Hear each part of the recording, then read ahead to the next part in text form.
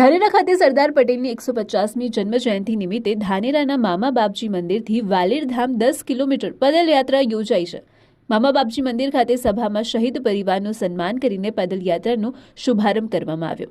ભારત વિકાસ પરિષદ અને Royals club દ્વારા ચા નાસ્તો અને લીંબુ પાણીની પણ વ્યવસ્થા કરવામાં આવી હતી। ધાનેરા એમએલએ માવજીભાઈ દેસાઈ સાથે સામાજિક રાજકીય આગેવાનો તેમજ અનેક દેશપ્રેમી જનતા જોડાઈ હતી। સમગ્ર પેદલ યાત્રા દરમિયાન દેશભક્તિનો માહોલ બન્યો હતો। પેદલ યાત્રા વાલેરધામ પહોંચી પહેલા અનેક ગામડામાં ઢોલના તાલે પુષ્પ વર્ષાથી સ્વાગત કરવામાં આવ્યું।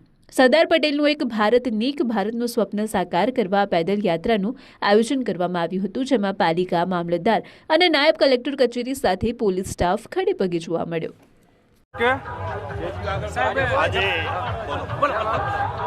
આજે 150 વર્ષ સરદાર પટેલની જન્મજયંતિ નિમિત્તે દરેક વિધાનસભાની યાત્રા નીકાળી છે અને સમગ્ર યાત્રામાં એકતા અને દ્રઢતાનો સંદેશ જાય।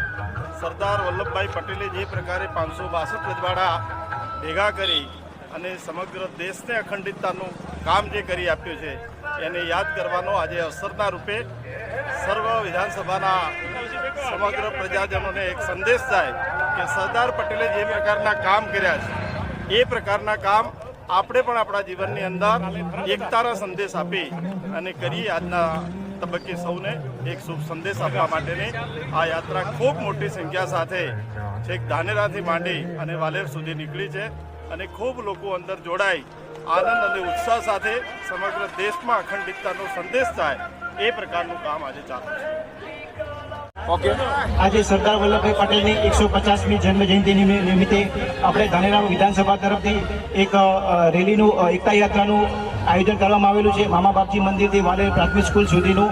તો અહીંયા આપણે સામરવાડા મુકામે આઈટીઆઈ જે કોલેજ છે ત્યાં કને લાયન્સ ક્લબ ઓફ ધાનેરાનો એક સેવા કેમ્પ રાખેલો છે, જેમાં ચા પાણી અને નાસ્તાની વ્યવસ્થા કરેલ છે।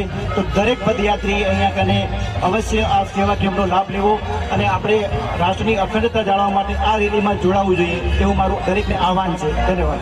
Okay sir. વંદે માતરમ, ભારત માતા કી જય।